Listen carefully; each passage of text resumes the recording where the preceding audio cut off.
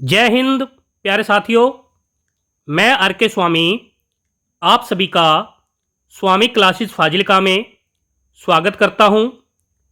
साथियों, आज हम पंजाब स्कूल शिक्षा बोर्ड की हिंदी पुस्तक 9वीं कक्षा में शामिल कहानी पाजेब का विस्तृत अध्ययन करेंगे। साथियों, आज की जो क्लास है बहुत ही महत्वपूर्ण होने वाली है, इसलिए वीडियो के अंत तक जुड़े रहें। वीडियो को लाइक और शेयर अवश्य करें। अगर आप हमारे YouTube चैनल पर नए हो तो चैनल को सब्सक्राइब करें, बेल आइकन को अवश्य दबाएं ताकि आप तक नई क्लास का नोटिफिकेशन पहुंच सके। तो शुरू करते हैं आज की क्लास। कहानी का विस्तृत अध्ययन करने से पहले हम कहानी के लेखक जैनेंद्र कुमार जी से संबंधित बहुत ही महत्वपूर्ण तथ्यों का अध्ययन करेंगे। 20वीं शताब्दी के हिंदी साहित्य के देदीप्यमान सितारे जैनेंद्र कुमार का जन्म 2 जनवरी सन 1905 में कोड़ियागंज जिला अलीगढ़ में हुआ। सभी साथी याद कर लेंगे, जैनेंद्र कुमार जी का जन्म 2 जनवरी सन 1905 ईस्वी में कोड़ियागंज जिला अलीगढ़ में हुआ। इनका बचपन का नाम आनंदी लाल। सभी साथी याद कर लेंगे, जैनेंद्र कुमार जी का बचपन का नाम है आनंदी लाल।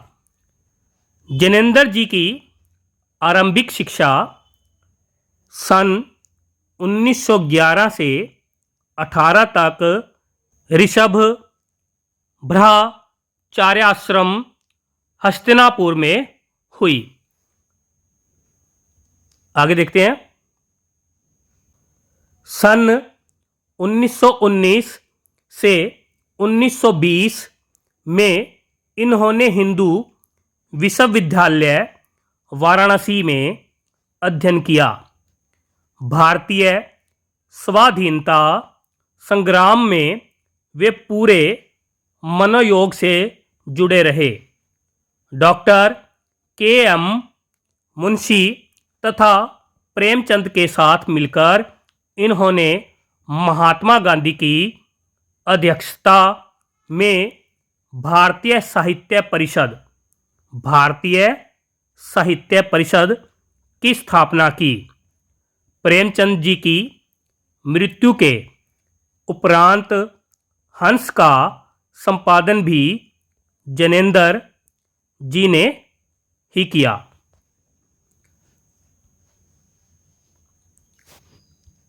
जैनेंद्र जी को अनेक पुरस्कार भी प्राप्त हुए हैं, जिनमें मुख्य है पद्म भूषण भारत सरकार द्वारा सन 1971 में दिया गया। साहित्य अकादमी की फेलोशिप 1974, 24 दिसंबर 1988 को इनका निधन हो गया।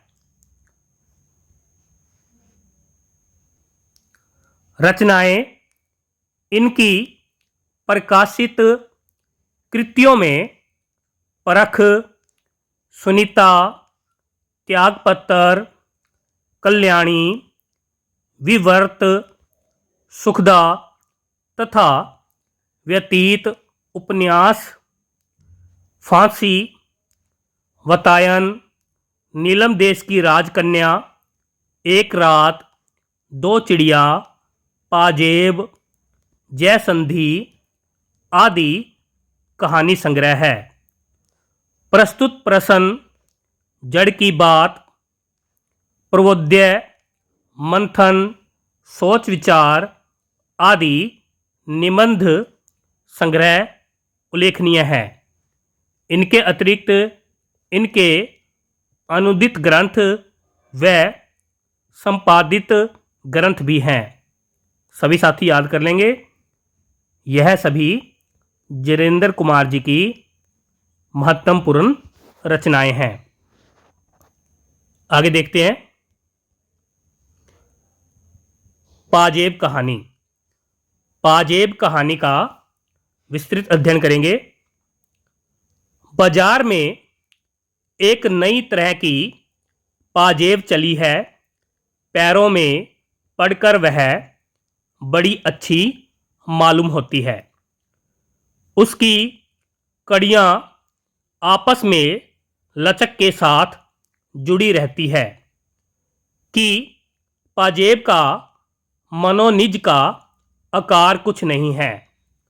जिस पाँव में पड़े उसी के अनुकूल ही रहती है।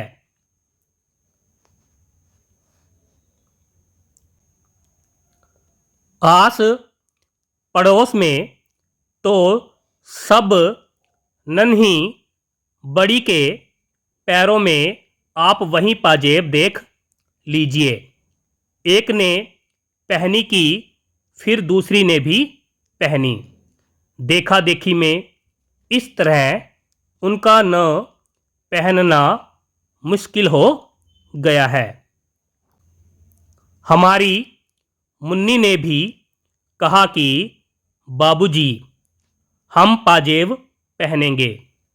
बोलिए भला कठिनाई से 4 बरस की उम्र और पाजेब पहनेगी। मैंने कहा कि कैसी पाजेब। बोली कि हाँ वही जैसी रुकमन पहनती है, जैसी शीला पहनती है। मैंने कहा कि अच्छा अच्छा। बोली कि मैं तो आज ही मंगा लूँगी। मैंने कहा कि अच्छा भाई आज सही।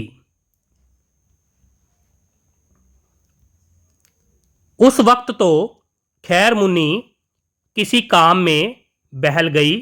लेकिन जब दोपहर आई मुन्नी की भुआ, तब वह मुन्नी सहज मानने वाली न थी।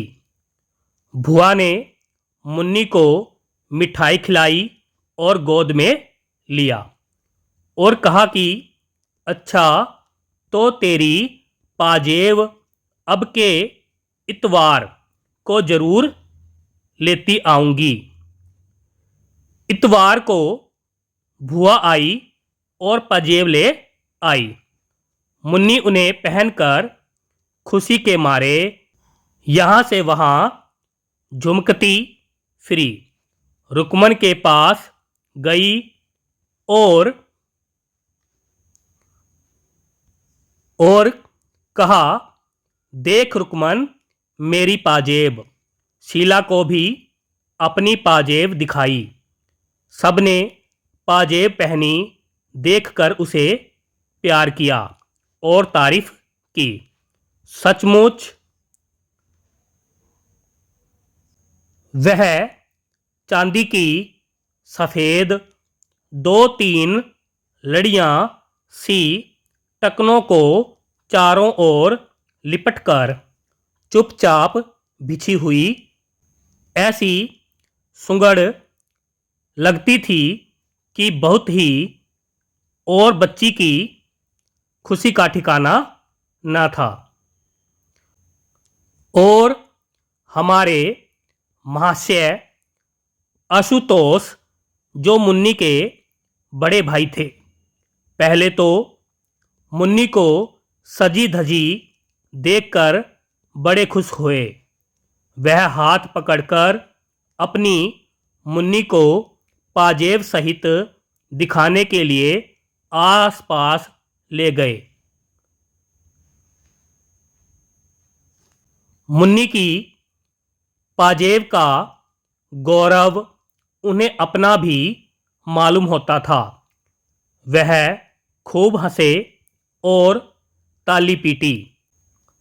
लेकिन थोड़ी देर बाद वह ठुमकने लगे कि मुन्नी को पाजेब दी सो हम भी बाइसिकल लेंगे। भुआ ने कहा कि अच्छा बेटा, अब के जन्मदिन को तुम्हें भी बाइसिकल दिलवाएंगे। आशुतोष बाबू ने कहा कि हम तो अभी लेंगे। भुआ ने कहा, छी छी, तू कोई लड़की है? जिद तो लड़कियां किया करती है और लड़कियां रोती हैं। कहीं बाबू साहब लोग रोते हैं? आशुतोष बाबू ने कहा कि तो हम बाइसिकल जरूर लेंगे जन्मदिन वाले रोज। भुआ ने कहा कि हाँ, यह बात पक्की रही, जन्मदिन पर तुमको बाइसिकल मिलेगी। इस तरह वह इतवार का दिन हंसी खुशी से पूरा हुआ। शाम होने पर बच्चों की भुआ चली गई। पाजेब का शौक घड़ी भर का था, वह फिर उतार कर रख दी गई जिससे कहीं खो न जाए। पाजेब वह बारीक और सुबुक काम की थी और खासे दाम लग गए थे।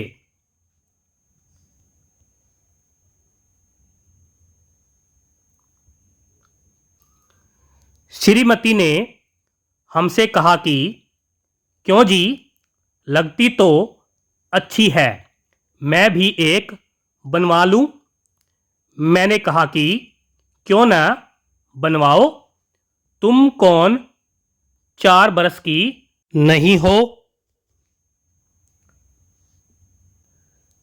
खैर यह हुआ, पर मैं रात को अपनी मेज पर था कि श्रीमती ने आकर कहा, तुमने पाजेब तो नहीं देखी? मैंने आश्चर्य से कहा कि क्या मतलब? बोली कि देखो, यहाँ मेज वेज पर तो नहीं है, एक तो है पर दूसरे पैर की मिलती नहीं है, जाने कहाँ गई? मैंने कहा कि जाएगी कहाँ, यहीं कहीं देख लो, मिल जाएगी। उन्होंने मेरे मेज के कागज उठाने धरने शुरू किए और अलमारी की किताबें टटोल डालने का भी मंसूबा दिखाया। मैंने कहा कि यह क्या कर रही हो? यहाँ वह कहाँ से आई? जवाब में वह मुझी से पूछने लगी कि तो फिर कहाँ है? मैंने कहा कि तुमने ही तो रखी होगी। कहाँ रखी थी?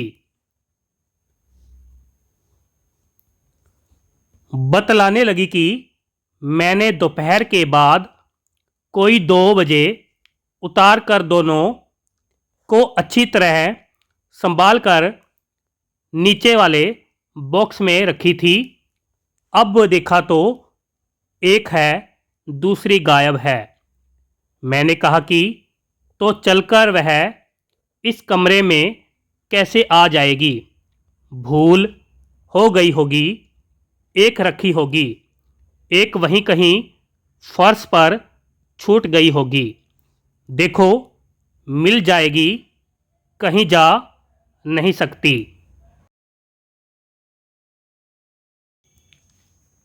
इस पर श्रीमती कहा सुनी करने लगी कि तुम तो ऐसे ही हो, खुद लापरवाह हो, दोष उल्टे मुझे देते हो। कह तो रही हूँ कि मैंने दोनों संभाल कर रखी थी।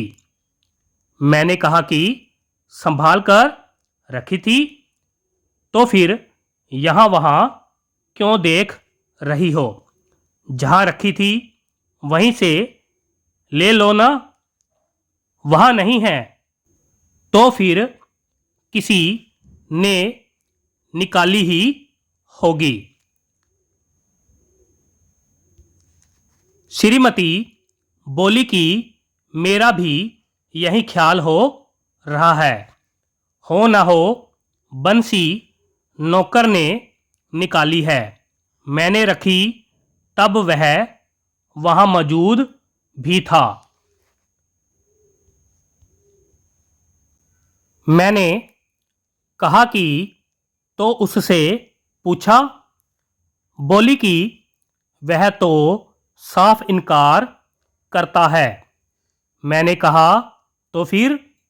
श्रीमती जोर से बोली कि तो फिर मैं क्या बताऊं? तुम्हें तो किसी बात की फिक्र है नहीं। डांट कर कहते क्यों नहीं हो? उसी बंसी को बुलाकर जरूर पाजेब उसी ने ली है। मैंने कहा कि अच्छा तो उसे क्या कहना होगा? यह कहो कि ला भाई पाजेब दे दे। श्रीमती झल्ला कर बोली कि हो चुका बस कुछ तुमसे। तुम्ही ने तो उस नौकर को सहजोर बना रखा है। डांट न फटकार नौकर ऐसे सिर न चढ़ेगा तो क्या होगा? बोली कि कह तो रही हूं कि किसी ने उसे बॉक्स में से निकाला ही है और 16 में 15 आने यह बंसी है। सुन रहे हो न? वही है। मैंने कहा कि मैंने बंसी से पूछा था। उसने नहीं ली मालूम होता है। इस पर श्रीमती ने कहा कि तुम नौकरों को नहीं जानते। वे बड़े छठे होते हैं। जरूर बंसी ही चोर है। नहीं तो क्या फरिश्ते लेने आते? मैंने कहा कि तुमने आशुतोष से भी पूछा? बोली पूछा था। वह तो खुद ट्रंक और बॉक्स के नीचे घुस घुस कर खोज लगाने में मेरी मदद करता रहा है। वह नहीं ले सकता। मैंने कहा उसे पतंग का बड़ा शौक है। बोली कि तुम तो उसे बताते बरजते कुछ हो नहीं। उम्र होती जा रही है। वह यूं ही रह जाएगा। तुम ही हो उसे पतंग की सह देने वाले। मैंने कहा कि जो कहीं पाजेब ही पड़ी मिल गई हो तो? बोली कि नहीं नहीं नहीं, मिलती तो वह बता न देता। खैर बातों बातों में मालूम हुआ कि उस शाम आशुतोष पतंग और एक डोर का पिन्ना नया लाया है। श्रीमती ने कहा कि यह तुम ही हो जिसने पतंग की उसे इजाज़त दी। बस सारे दिन पतंग पतंग। यह नहीं कि कभी उसे बिठाकर सबक कि भी कोई बात पूछो। मैं सोचती हूँ कि एक दिन तोड़ ताड़ दूँ उसकी सब डोर और पतंग। हाँ, तो सारे वक्त वहीं धुन। मैंने कहा कि खैर छोड़ो, कल सवेरे पूछताछ करेंगे। सवेरे बुलाकर मैंने गंभीरता से उससे पूछा कि क्यों बेटा, एक पाजेब नहीं मिल रही है, तुमने तो नहीं देखी? वह गुम हो आया जैसे नाराज हो।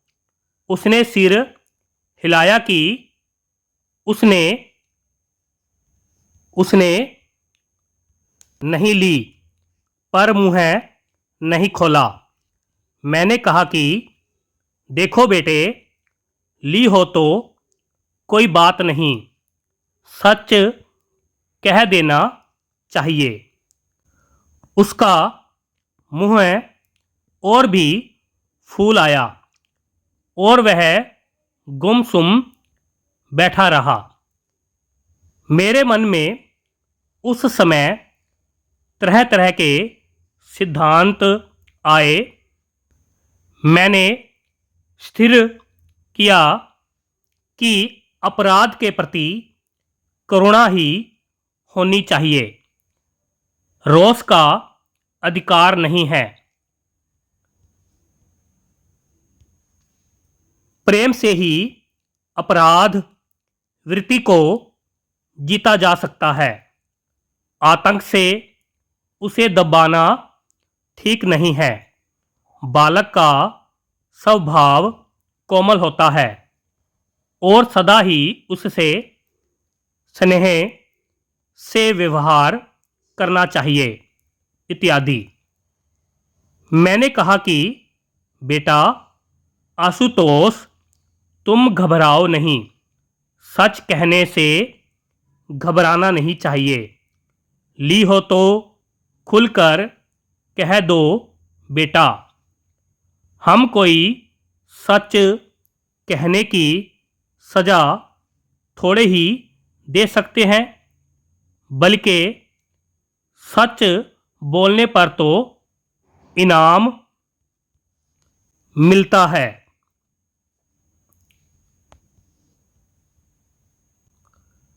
आशुतोष सब सुनता हुआ बैठा रह गया। उसका मुँह सूजा था। वह सामने मेरी आँखों में नहीं देख रहा था। रह रहकर उसके माथे पर बल पड़ते थे। क्यों बेटे, तुमने ली तो नहीं? उसने सिर हिलाकर क्रोध से अस्थिर और तेज आवाज में कहा कि मैंने नहीं ली, नहीं ली, नहीं ली। यह कहकर वह रोने का हो आया, पर रोया नहीं। आंखों में आंसू रोक लिए। उस वक्त मुझे प्रतीत हुआ उग्रता दोष का लक्षण है। मैंने कहा देखो बेटा, डरो नहीं। अच्छा, जाओ ढूंढो, शायद कहीं पड़ी हुई वह पाजेब मिल जाए। मिल जाएगी तो हम तुम्हें इनाम देंगे। वह चला गया और दूसरे कमरे में जाकर पहले तो एक कोने में खड़ा हो गया। कुछ देर चुपचाप खड़े रहकर वह फिर यहाँ वहाँ पाजेब की तलाश में लग गया। श्रीमती आकर बोली, आंसू से तुमने पूछ लिया, क्या ख्याल है? मैंने कहा कि संदेह तो मुझे होता है।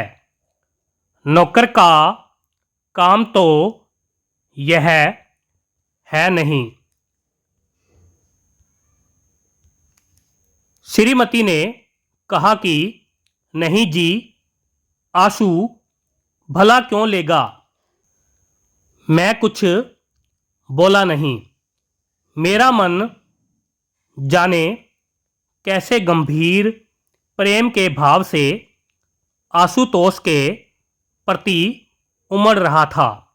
मुझे ऐसा मालूम होता था कि ठीक इस समय आशुतोष को हमें अपनी सहानुभूति से वंचित नहीं करना चाहिए, बल्कि कुछ अतिरिक्त स्नेह इस समय बालक को मिलना चाहिए।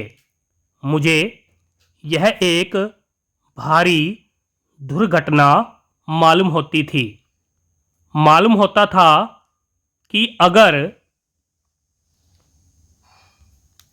अगर आशुतोष ने चोरी की है तो उसका इतना दोष नहीं है, बल्कि यह हमारे ऊपर बड़ा भारी इल्ज़ाम है। बच्चे में चोरी की आदत भयानक हो सकती है, लेकिन बच्चे के लिए वैसी लाचारी उपस्थित हो आई, यह और भी कहीं भयावह है। यह हमारी आलोचना है। हम उस चोरी से बरी नहीं हो सकते। मैंने बुलाकर कहा, अच्छा सुनो, देखो, मेरी तरफ देखो, यह बताओ कि पाजेब तुमने छुन्नू को दी है ना। वह कुछ देर तक कुछ नहीं बोला। उसके चेहरे पर रंग आया और गया। मैं एक एक छाया ताड़ना चाहता था। मैंने आश्वासन देते हुए कहा कि कोई बात नहीं, हाँ हाँ बोलो, डरो नहीं। ठीक बताओ बेटा, कैसा हमारा सच्चा बेटा। मानो बड़ी कठिनाई के बाद उसने अपना सिर हिलाया। मैंने बहुत खुश होकर कहा कि दी है ना छुन्नू को। उसने सिर हिला दिया। अत्यंत सांत्वना के स्वर में स्नेहपूर्वक मैंने कहा कि मुँह से बोलो, छुन्नू को दी है। उसने कहा, हाँ। मैंने अत्यंत हर्ष के साथ दोनों बाहों में लेकर उसे उठा लिया। कहा कि ऐसे ही बोल दिया करते हैं अच्छे लड़के। आशु हमारा राजा बेटा है। गर्व के भाव से उसे गोद में लिए मैं उसकी माँ की तरफ गया। उल्लासपूर्वक बोला कि देखो, हमारे बेटे ने सच कबूल किया है। पाजेब उसने छुन्नू को दी है। सुनकर उसकी माँ खुश हो आई। उन्होंने उसे चूमा, बहुत शाबाशी दी और उसकी बलिया लेने लगी। आशुतोष भी मुस्कुरा आया, अगरचे एक उदासी भी उसके चेहरे से दूर नहीं हुई थी।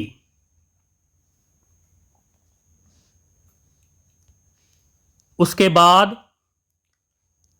अलग ले जाकर मैंने उससे प्रेम से पूछा कि पाजेब छुन्नू के पास है ना, जाओ मांग ला सकते हो उससे। आशुतोष मेरी ओर देखता हुआ बैठा रह गया। मैंने कहा कि जाओ बेटे ले आओ। उसने जवाब में मुंह नहीं खोला। मैंने आग्रह किया तो वह बोला कि छुन्नू के पास नहीं हुई तो वह कहाँ से देगा। मैंने कहा कि तो जिसको उसने दी होगी उसका नाम बता देगा। सुनकर वह चुप हो गया। मेरे बार बार कहने पर वह यही कहता रहा कि पाजेब छुन्नू के पास न हुई तो वह देगा कहाँ से। अंत में हार कर मैंने कहा कि वह कहीं तो होगी। अच्छा, तुमने कहाँ से उठाई थी? पड़ी मिली थी। और फिर नीचे जाकर वह तुमने छुन्नू को दिखाई? हाँ। सो पाजेब छुन्नू के पास रह गई? हाँ। तो उसी के पास होनी चाहिए ना, या पतंग वाले के पास होगी। जाओ बेटा उससे ले आओ। कहना हमारे बाबूजी तुम्हें इनाम देंगे। वह जाना नहीं चाहता था। उसने फिर कहा कि छुन्नू के पास नहीं हुई तो कहाँ से देगा। मुझे उसकी जिद बुरी मालूम हुई। मैंने कहा कि तो कहीं तुमने उसे गाड़ दिया है? क्या किया है, बोलते क्यों नहीं? वह मेरी ओर देखता रहा और कुछ नहीं बोला। मैंने कहा कुछ कहते क्यों नहीं?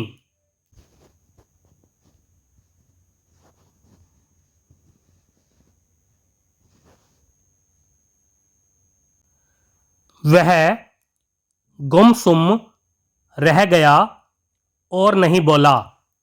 मैंने डांट कर कहा कि जाओ जहाँ हो वहीं से पाजेब लेकर आओ।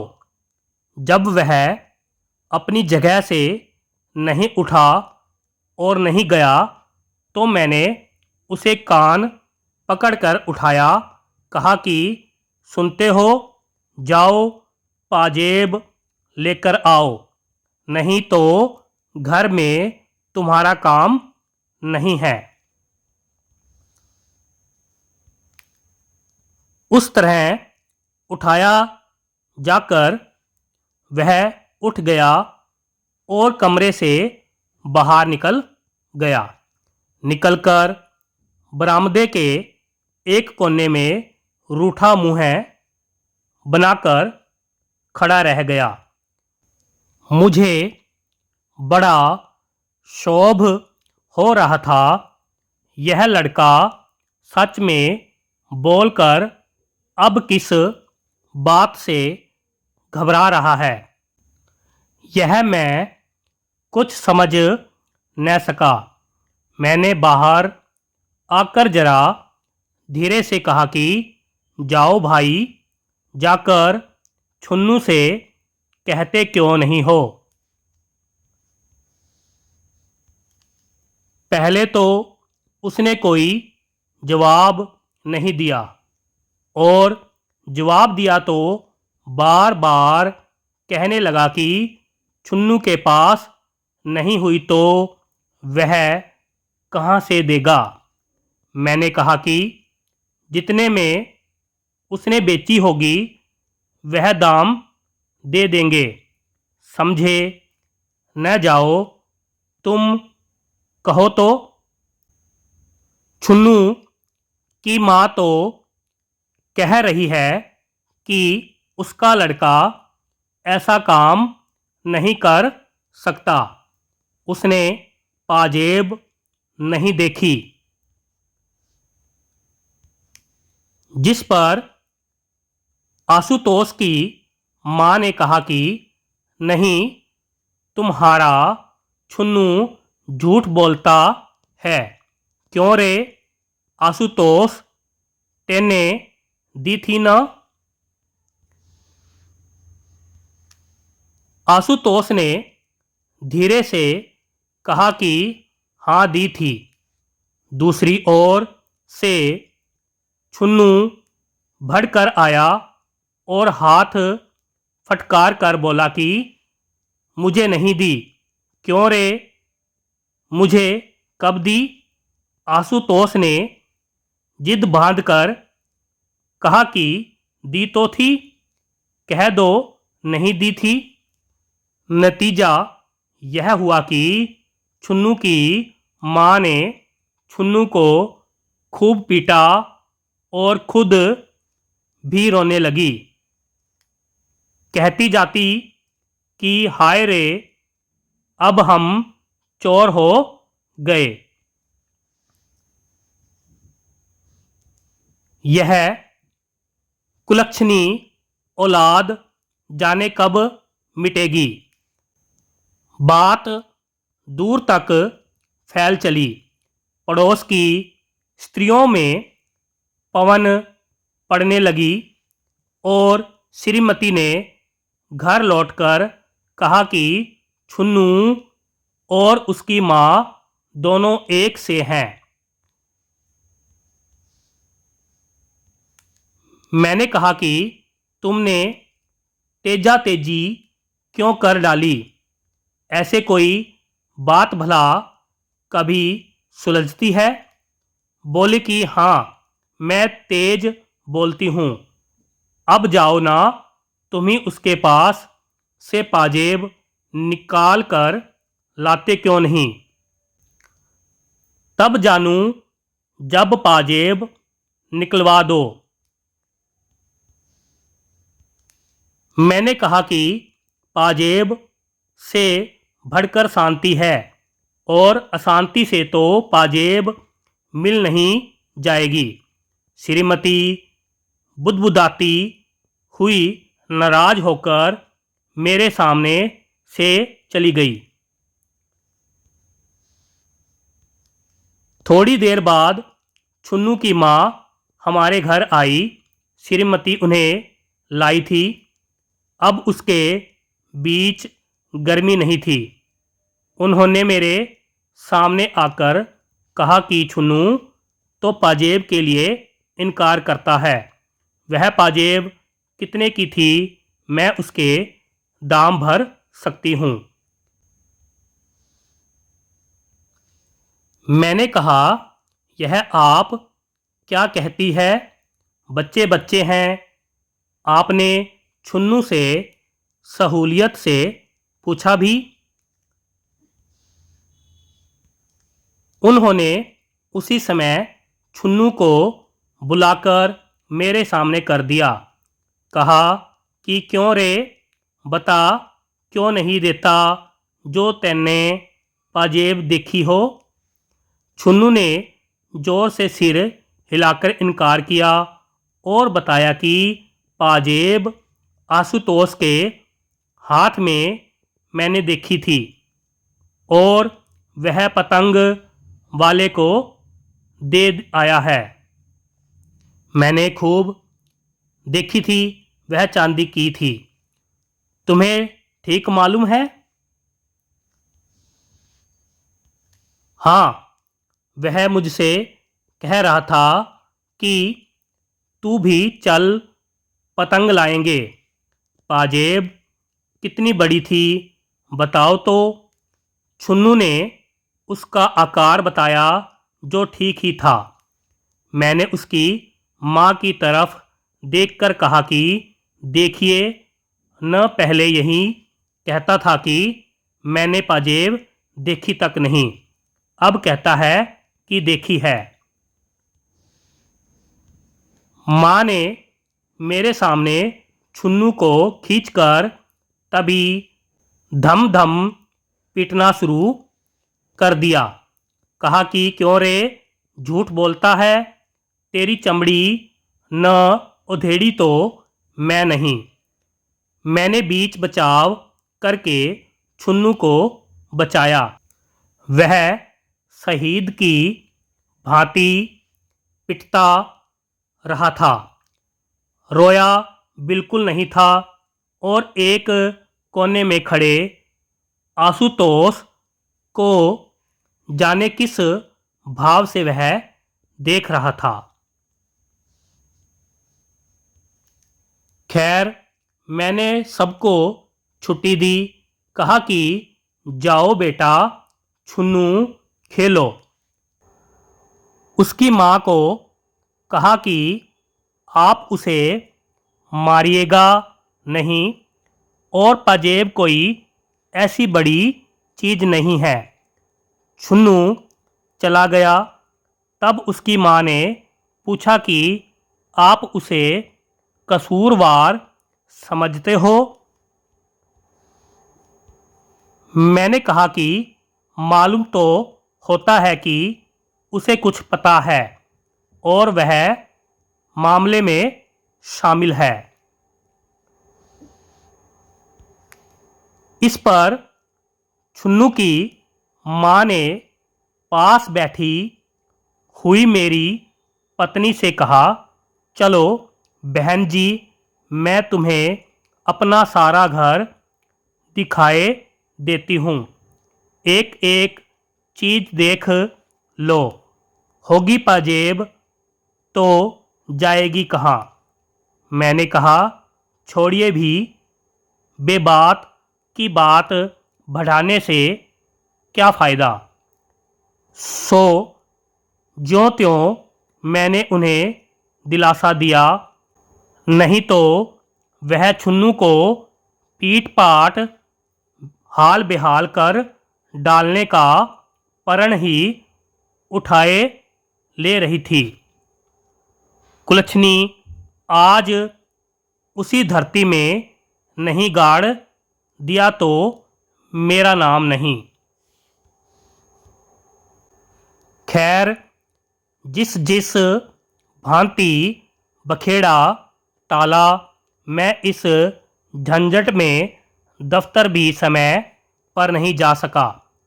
जाते वक्त श्रीमती को कह गया कि देखो, आशुतोष को धमकाना मत, प्यार से सारी बातें पूछना।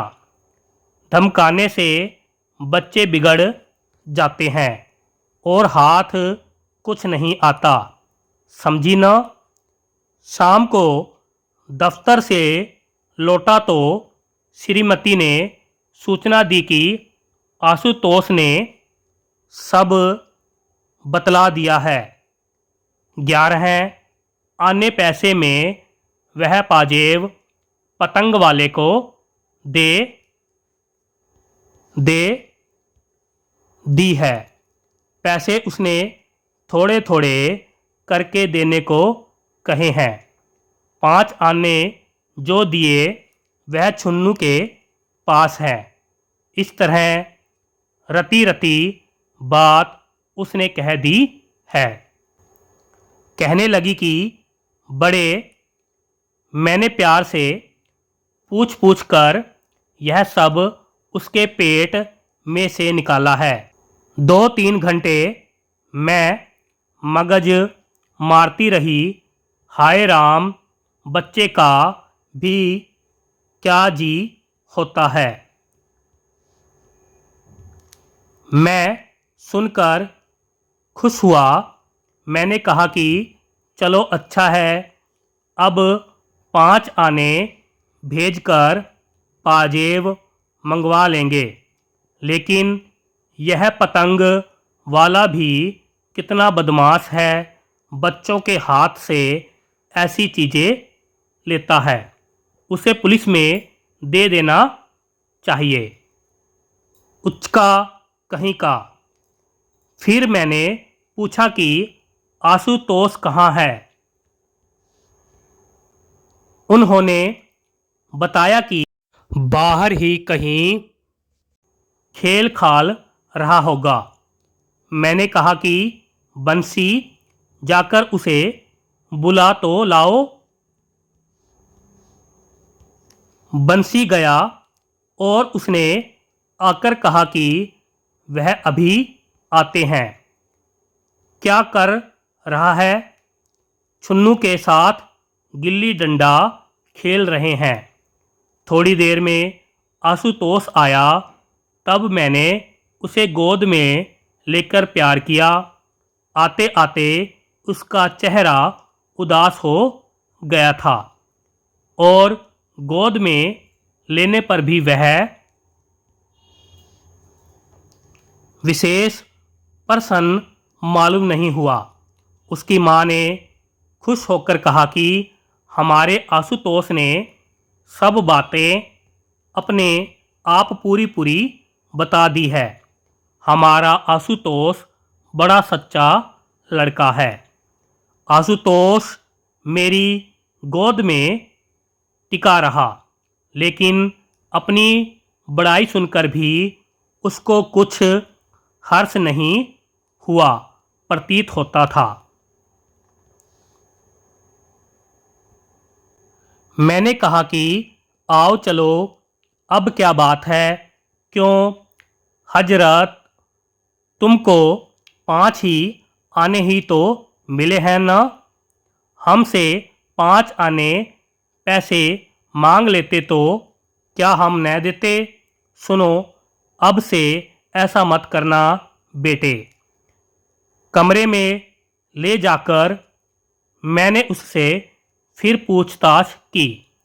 क्यों बेटा, पतंग वाले ने 5 आने तुम्हें दिए ना? हाँ। और वह छुन्नू के पास है न? हाँ। खर्च किए कि नहीं खर्च किए? उस ओर से प्रश्न करने पर वह मेरी ओर देखता रहा, उत्तर नहीं दिया। बताओ, खर्च कर दिए कि अभी है? जवाब में उसने एक बार हाँ कहा तो दूसरी बार नहीं कहा। मैंने कहा कि तो यह क्यों नहीं कहते कि तुम्हें नहीं मालूम है? मुझे क्रोध आने लगा। डांट कर कहा कि सच क्यों नहीं बोलते जी? सच तो बताओ, कितनी इकन्नियाँ थी और कितना क्या था? वह गुमसुम खड़ा रहा, कुछ नहीं बोला। बोलते क्यों नहीं? वह नहीं बोला। सुनते हो, बोलो नहीं तो। आशुतोष डर गया और कुछ नहीं बोला। सुनते नहीं, मैं क्या कह रहा हूँ? इस बार भी वह नहीं बोला तो मैंने पकड़कर उसके कान खींच लिए। वह बिना आंसू लाए गुमसुम खड़ा रहा। अब भी नहीं बोलोगे? वह डर के मारे पीला हो आया, लेकिन बोल नहीं सका। मैंने जोर से बुलाया, बंसी यहाँ आओ, इसको ले जाकर कोठरी में बंद कर दो। बंसी नौकर उसे उठाकर ले गया और कोठरी में मूंद दिया। 10 मिनट बाद मैंने फिर उसे पास बुलवाया। उसका मुँह सूजा हुआ था। बिन कुछ बोले उसके होंठ हिल रहे थे। कोठरी में बंद होकर भी वह रोया नहीं। मैंने कहा, क्यों रे, अब तो अकल आई? वह सुनता हुआ गुमसुम खड़ा रहा। अच्छा, पतंग वाला कौन सा है? दाई तरफ का, वह चुराहे वाला? उसने कुछ ओठों में ही बड़बड़ा दिया, जिसे मैं कुछ न समझ सका। वह चौराहे वाला? बोलो। हाँ। देखो, अपने चाचा के साथ चले जाओ, बता देना कि कौन सा है, फिर उसे स्वयं भुगत लेंगे, समझते हो ना? यह कहकर मैंने अपने भाई को बुलवाया। सब बात समझाकर कहा, देखो, 5 आने के पैसे ले जाओ, पहले तुम दूर रहना। आशुतोष पैसे ले जाकर उसे देगा और अपनी पाजेब मांगेगा। अव्वल तो वह पाजेब लौटा ही देगा, नहीं तो उसे डांटना और कहना कि तुझे पुलिस के सुपुर्द कर दूंगा। बच्चों से माल ठगता है, समझे? नरमी की ज़रूरत नहीं है। और आशुतोष, अब जाओ, अपने चाचा के साथ जाओ। वह अपनी जगह पर खड़ा था, सुनकर भी टस से मस होता दिखाई नहीं दिया। नहीं जाओगे? उसने सिर हिला दिया कि नहीं जाऊंगा।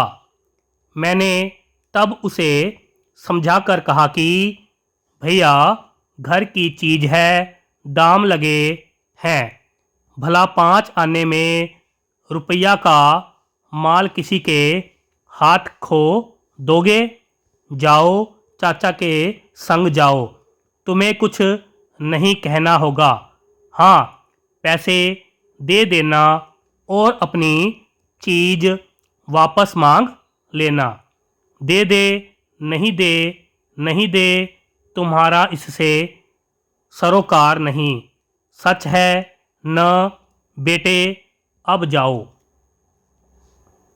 पर वह जाने को तैयार ही नहीं दिखा। मुझे लड़के की गुस्ताखी पर बड़ा बुरा मालूम हुआ। बोला, इसमें बात क्या है? इसमें मुश्किल कहाँ है? समझाकर बात कर रहे हैं, सो समझता ही नहीं, सुनता ही नहीं। मैंने कहा कि क्यों रे, नहीं जाएगा? उसने फिर सिर हिला दिया कि नहीं जाऊंगा। मैंने प्रकाश, अपने छोटे भाई को बुलाया, कहा, प्रकाश, इसे पकड़कर ले जाओ। प्रकाश ने उसे पकड़ा और आशुतोष अपने हाथ पैरों से उसका प्रतिकार करने लगा। वह साथ जाना नहीं चाहता था। मैंने अपने ऊपर बहुत जबर करके फिर आशुतोष को पुचकारा, कहा कि जाओ भाई, डरो नहीं, अपनी चीज़ घर में आएगी, इतनी सी बात समझते नहीं? प्रकाश, इसे गोदी में ले जाओ और जो चीज़ मांगे उसे बाजार से दिलवा देना। जाओ भाई आशुतोष। पर उसका मुंह फूला हुआ था। जैसे तैसे बहुत समझाने पर वह प्रकाश के साथ चला। ऐसे चला मानो पैर उठाना उसे भारी हो रहा हो। 8 बरस का यह लड़का होने आया, फिर भी देखो न किसी भी बात की उसमें समझ नहीं है। मुझे तो गुस्सा आया तो क्या बतलाऊं, लेकिन यह याद करके कि गुस्से से बच्चे संभलने की जगह बिगड़ते हैं, मैं अपने को दबाता चला गया। खैर वह गया तो मैंने चैन की सांस ली। लेकिन देखता क्या हूँ कि कुछ देर में प्रकाश लौट आया है। मैंने पूछा, क्यों? बोला कि आशुतोष भाग आया है। मैंने कहा कि अब वह कहाँ है? वह रूठा खड़ा है, घर में नहीं आता। जाओ पकड़ तो लाओ। वह पकड़ा हुआ आया। मैंने कहा, क्यों रे, तू शरारत से बाज नहीं आएगा? बोल जाएगा कि नहीं? वह नहीं बोला तो मैंने कसकर उसे 2 चाटे दिए। थप्पड़ लगते ही वह एकदम चीखा, पर फौरन चुप हो गया। वह वैसे ही मेरे सामने खड़ा रहा। मैंने उसे देखकर मारे गुस्से से कहा कि ले जाओ इसे मेरे सामने से, जाकर कोठरी में बंद कर दो, दुष्ट। इस बार वह आध 1 घंटे बंद रहा। मुझे ख्याल आया कि मैं ठीक नहीं कर रहा हूँ, लेकिन जैसे कि दूसरा रास्ता न दिखता था। मार पीट कर मन को ठिकाना देने की आदत पड़ गई थी और कुछ अभ्यास न था। खैर मैंने इस बीच प्रकाश को कहा कि तुम दोनों पतंग वाले के पास जाओ, मालूम करना कि किसने पाजेब ली है। होशियारी से मालूम करना। मालूम होने पर सख्ती करना। मुरोवत की जरूरत नहीं, समझे। प्रकाश गया, पर लौटने पर बताया कि किसी के पास पाजेब नहीं है। सुनकर मैं झल्ला आया। कहा कि तुमसे कुछ काम नहीं हो सकता। जरा सी बात नहीं हुई, तुमसे क्या उम्मीद रखी जाए? वह अपनी सफाई देने लगा। मैंने कहा, बस तुम जाओ। प्रकाश मेरा बहुत लिहाज मानता था। वह मुँह डालकर चला गया। कोठरी खुलवाने पर आशुतोष को फर्श पर सोता पाया। उसके चेहरे पर अब भी आंसू नहीं थे। सच पूछो तो मुझे उस समय बालक पर करुणा हुई, लेकिन आदमी में एक ही साथ जाने क्या क्या विरोधी भाव उठते हैं। मैंने उसे जगाया। वह हड़बड़ाकर उठा। मैंने कहा, क्यों, क्या हालत है? थोड़ी देर तक वह समझा ही नहीं। फिर शायद पिछला सिलसिला याद आया।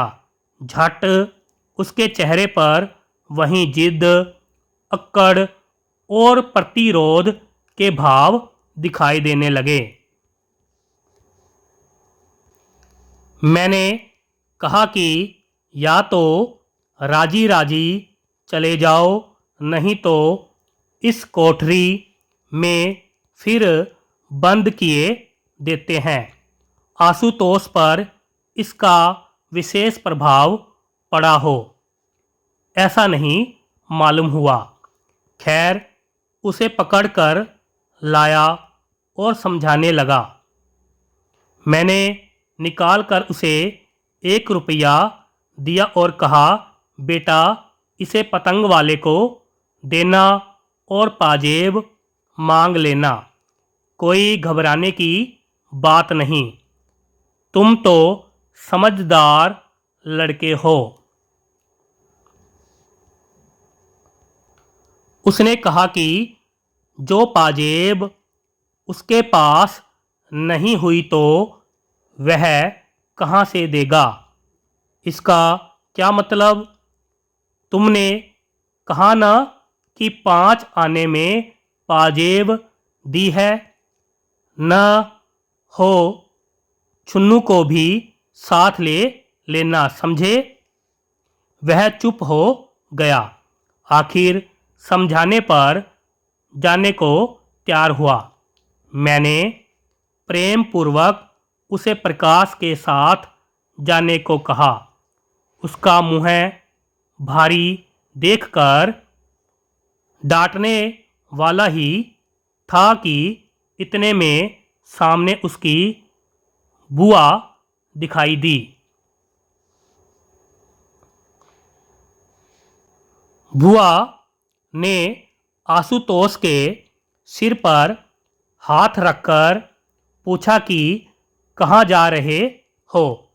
मैं तो तुम्हारे लिए केले और मिठाई लाई हूँ। आशुतोष का चेहरा रूठा ही रहा। मैंने बुआ से कहा कि उसे रोको मत, जाने दो। आशुतोष रुकने को उद्यत था। वह चलने में आनाकानी दिखाने लगा। बुआ ने पूछा, क्या बात है? मैंने कहा, कोई बात नहीं, जाने दो न उसे। पर आशुतोष मचलने पर आ गया था। मैंने डांट कर कहा, प्रकाश, इसे ले क्यों नहीं जाते हो? बुआ ने कहा कि बात क्या है? क्या बात है? मैंने पुकारा, तू बंसी भी साथ जा, बीच से लौटने न पावे। सो मेरे आदेश पर दोनों आशुतोष को जबरदस्ती उठाकर सामने से ले गए। बुआ ने कहा, क्यों उसे सता रहे हो? मैंने कहा कि कुछ नहीं, जरा यूं ही। फिर मैं उसके साथ इधर उधर की बातें ले बैठा। राजनीति राष्ट्र की ही नहीं होती, मोहल्ले में भी राजनीति होती है। यह भार स्त्रियों पर टिकता है। कहा, क्या हुआ? क्या होना चाहिए? इत्यादि चर्चा स्त्रियों को लेकर रंग फैलाती है। इसी प्रकार की कुछ बातें हुई। फिर छोटा सा बक्सा सरकाकर बोली, इनमें वह कागज है जो तुमने मांगे थे। और यहाँ यह कहकर उन्होंने अपनी बास्केट की जेब में हाथ डालकर पाजेब निकालकर सामने की, जैसे सामने बिच्छू हो। मैं भयभीत भाव से कह उठा कि यह क्या? बोली कि उस रोज भूल से यह एक पाजेब मेरे साथ ही चली गई थी। तो प्यारे साथियों, ये थी पाजेब कहानी। आशा करता हूँ कि कहानी आपको अच्छी लगी होगी और इस कहानी से आपको बहुत कुछ सीखने को मिला होगा। इसी प्रकार से निरंतर अध्ययन करने के लिए चैनल को सब्सक्राइब करें, बेल आइकन को अवश्य दबाएं ताकि आप तक नई क्लास का नोटिफिकेशन पहुंच सके। तो मिलते हैं अगली क्लास में, तब तक के लिए जय हिंद।